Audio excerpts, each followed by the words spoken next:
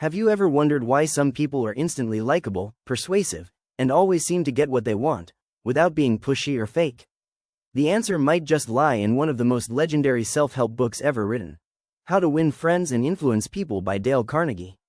This book has transformed lives for almost a century, and today, we're going to break down exactly how it can transform yours.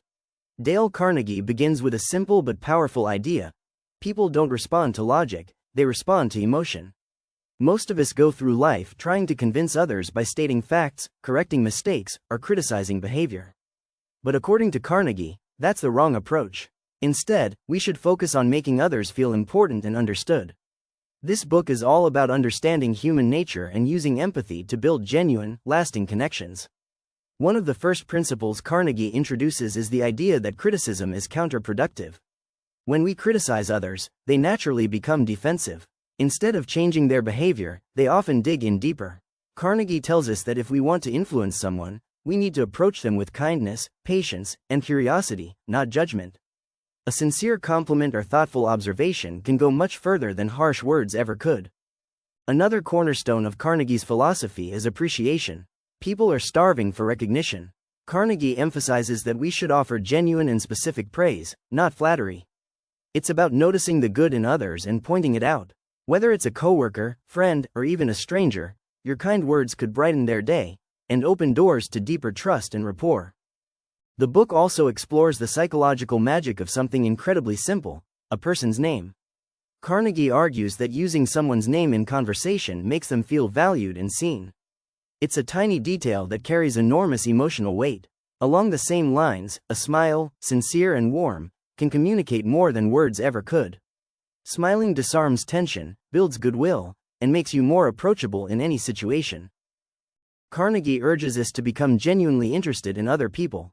He writes that we should ask questions, listen actively, and resist the urge to dominate conversations. When people talk about their interests, they light up. And when we make space for that, we become more likable without even trying.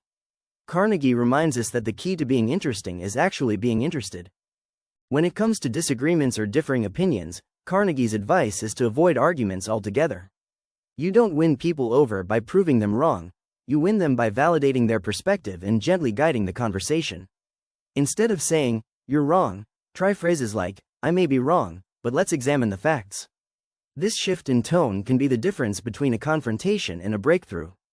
Admitting our own mistakes is another counterintuitive but powerful tool. Carnegie explains that when we own up to our faults quickly and sincerely, people are far more forgiving and even respectful. It shows humility and builds trust. It also clears the air, removing the need for blame and shame. As the book progresses, Carnegie dives into how to lead and inspire others without relying on authority or fear. One tactic is to praise others' strengths and potential.